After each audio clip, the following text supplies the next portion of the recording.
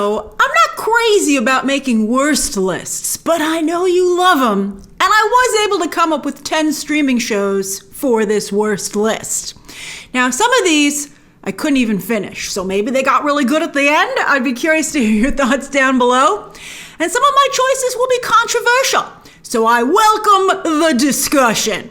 All right, so here's my list of the top 10 worst streaming shows of 2021. Number 10, The Witcher Season 2. Now, I adored Season 1, as you know, but I couldn't get past Episode 2 of Season 2. I wanted to cover this. Netflix really delayed releasing the screeners until like right when we were in the middle of the storm of Spider-Man No Way Home. It turned out to be a very bad idea to release opposite that. But it was a totally different show as well with Season 2. And while it's still definitely an adult show, to me, it started to have the logic of a kid's fairy tale show. I mean, when that Witcher in Episode 2 comes back with an obviously bandaged wound that nobody bothers to check, I mean, come on! That's like Fantasy Horror 101 right there. I mean, that was incredible to me. What started out as a Game of Thrones type show, I think has become Gothic Once Upon a Time. With all due respect to Once Upon a Time fans, but that's like network television. I guess that's what I would say. This felt a little bit more like a network show than a streaming service show. And apparently, it really went off the rails with the source material because fans, hardcore fans, were not kind to it on Rotten Tomatoes with the audience score. It's like it's 61% last I checked. Ouch! All right, number 9, Doom Patrol Season 3 and Titans Season 3. They share a spot because they share the same shame. What a fall from grace. The crown jewels of the DC Universe streaming app. Well, the really big main jewel with Doom Patrol, and then one of the side jewels with Titans, because that was really iffy to begin with. But both shows migrated to HBO Max and became unwatchable. Fingers crossed that Harley Quinn stays amazing. I mean, Titans Season 3 started out strong, to be fair. I liked it when it started because it was basically a Batman show. But it just went totally off the rails as well. And do they need so many episodes? 13 for Titans, 10 for Doom Patrol. In previous seasons, at least for Doom Patrol, it was gravy to have so many episodes. You were like, let's keep this train rolling. As I said, Titans Season 2 was pretty awful, towards the end in particular. That Donna Troy death, so lame. Who pitched that in the writer's room and who said, let's do it? Instead of just laughing, as they should have. But anyway, and then the person who pitched it should have been like, oh yeah, that was a joke. Maybe it was a joke. And then they didn't have the heart to say it wasn't when they were like, yeah, let's do that. But anyway, now with all these episodes, it's like, can we just make the hurt stop, please?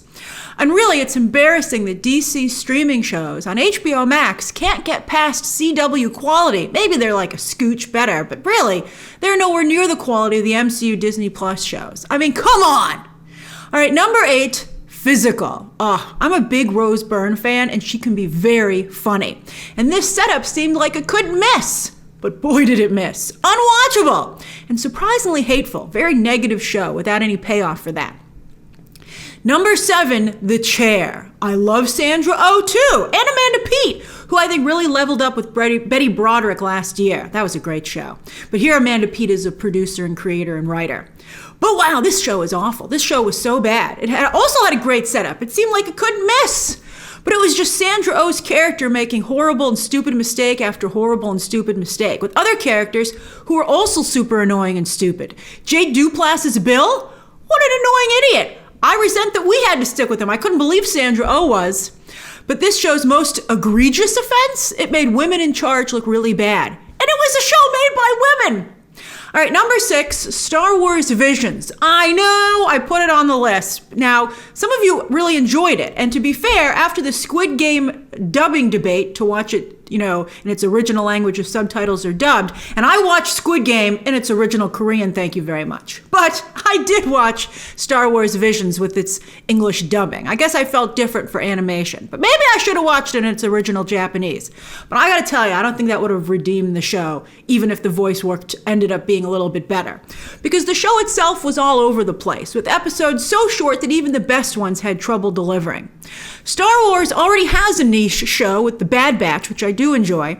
Not enough to put it on my top 10 list, as you know. And Boba Fett so far, which I also enjoy. seems very niche. But a franchise can only take, and maybe not at all, the burden of a pointless exercise. I mean, another example is Eternals for the MCU, although I know some of you really love that. I was going to say Star Wars Visions is on this list for being pointless, but yeah, some of the episodes were just really bad.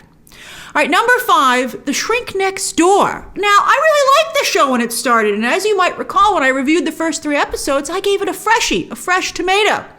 But as the show progressed, I had to stop watching it because it became just so cruel with no message to balance that cruelty out.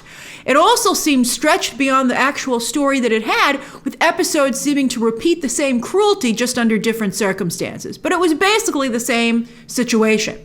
The obvious abuse of patient-psychiatrist trust and the appropriate professional relationship is so galling here. Even though it's based on a true story, it makes it seem too unbelievable. Now, the podcast that this was based on was a hit, but so maybe something must have been lost in translation. I believe the podcast focused on multiple patients of the psychiatrist, and maybe that would have helped here. Paul Rudd and Will Ferrell. I feel bad. It seemed so like it couldn't miss, but I felt it really did ultimately.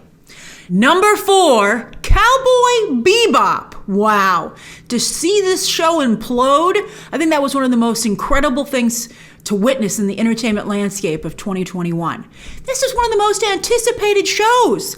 The original anime became on the most watched list on Netflix as fans got ready for it. And maybe that was a bad idea because the original was fresh in everyone's minds and made it all the more clear that the show was a hollow live-action copy of that original anime.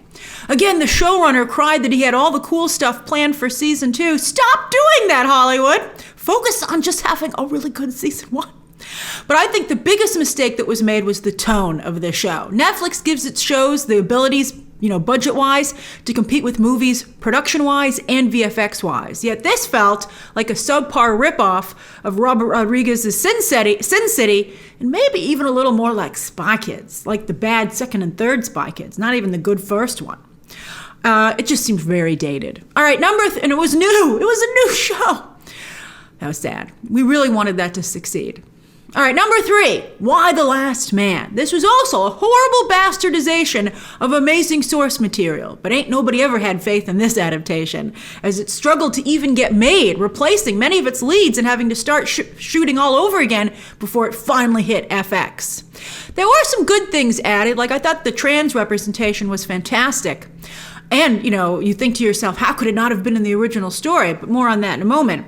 But even the changes that were made to the story really undercut the narrative. I mean, the story here just was not good. It was very poorly structured. Perhaps it took too long, though, on the focus on messaging. Perhaps it took too long for Y: The Last Man to get to TV. 20 years after its first issue. I mean, we're light years ahead of a lot of the topics the original series discussed, and it again seemed dated. All right, number 2, Modoc. Oh, so bad. So bad. I know a couple of you defended this show, but it was just so bad. I'm scared. As the MCU gets ready to introduce its own Modoc, let's just say in 2023, that's going to be interesting. But I mean, I don't know. I've never been a fan of the Modoc character. Very crazy. But anything I think would have to be better than this show. I mean, at least this set the bar very low. This focused more on Modoc's family than well-known Marvel characters or even his henchmen, which I thought was some of the only good humor. And his family wasn't very likable, so it's not like you were rooting for that. All right, and now for the worst show of 2021. And I'm sorry to say that it's Masters of the Universe Revelation. I don't like making worse lists, as you know, but talk about bastardization. Yikes. And the real-life controversy surrounding the show did not help, as Kevin Smith aggressively denied a scoop about the show that was making fans nervous, only for that scoop to turn out to be totally true and just as bad as fans had feared. Part 1 was watchable, although the worst animation I think to date from Powerhouse Studios. But it was the He-Man reboot that nobody asked for. In fact, it was as if this show, incredibly, made the wrong choice every time. I tried to watch part 2, which promised more action, and I thought maybe the show would recover, but I couldn't get past episode 1, aka episode 6 in the overall story. I mean, Savage He-Man? I did not care for that.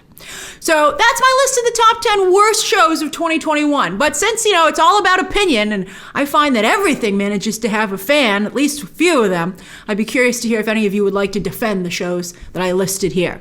Share those thoughts down below, subscribe today, and of course, as always, you can check out some more videos right now.